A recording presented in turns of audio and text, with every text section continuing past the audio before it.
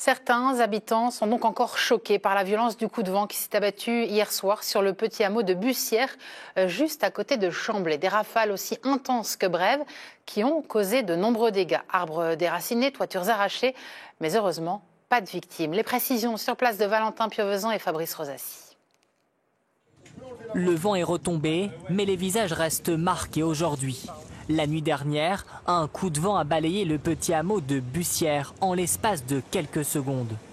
Le bruit était impressionnant, comme une turbine qui était en train de tourner juste à côté de la maison. Il y a tout qui s'est mis à trembler, ça a soufflé dans tous les sens. Et après, quand on est sorti, tout était sans dessus-dessous.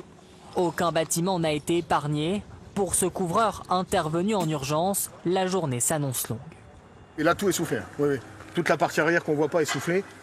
Toute la faîtière, il n'y a plus rien. Tout est enlevé là. Là, on ne se rend pas compte, mais c'est des dégâts quand même très très importants. Par chance, aucune victime n'est à déplorer, mais les dégâts sont impressionnants. Les tôles de ce hangar se sont arrachées et projetées ici, sur cette chaussée à plus d'1 kilomètre. Même constat pour ces box à chevaux littéralement pulvérisés.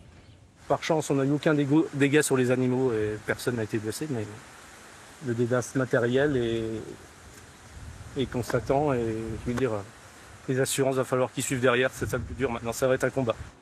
Le bilan matériel risque d'être très lourd, il pourrait se chiffrer à plusieurs dizaines de milliers d'euros.